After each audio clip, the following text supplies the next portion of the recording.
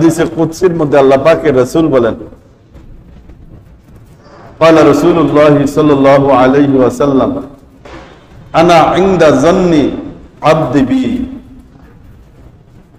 বান্দা আমার সাথে যেই ধরনের ধারণা করে, বান্দা আমাকে যেই রকম মনে করে, আমি তার সাথে সেই ধরনের ব্যবহার করি।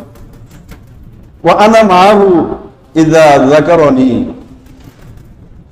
আর আমি বান্দার সাথে থাকি যখন বান্দা আমাকে স্মরণ করে।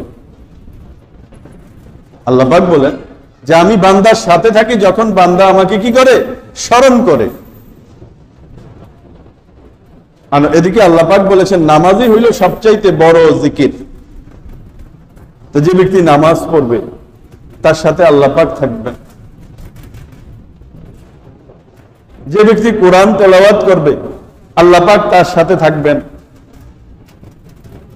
যে ব্যক্তি সুবহানাল্লাহ বলে জিকির করবে আল্লাহ পাক তার সাথে থাকবেন।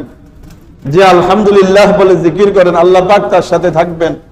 যে লা ইলাহা ইল্লাল্লাহ পড়ে আল্লাহ পাক তার সাথে থাকবেন।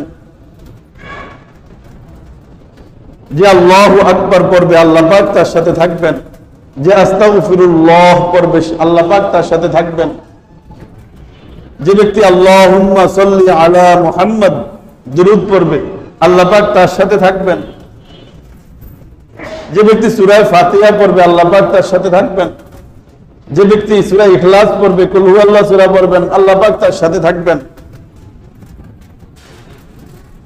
যে ব্যক্তি 5 ওয়াক্ত নামাজের পরে 33 বার সুবহানাল্লাহ, 33 বার আলহামদুলিল্লাহ, 34 বার আল্লাহু আকবার বলবেন আল্লাহ পাক তার সাথে থাকবেন। ওয়া আনা মাআহু ইযা যাকারানি, আল্লাহ পাকের রাসূল বলেছেন কি হাদিসে কুদসি আল্লাহ বলেন যে বান্দা যখন আমার স্মরণ করবে আমি তার সাথে থাকি।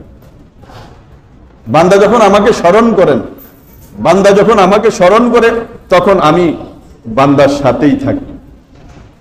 আর আল্লাহ পাক যার সাথে থাকেন তার আর কোনো ধরনের পেরেশানি, তার কোনো ধরনের অসুবিধা থাকতে পারে না।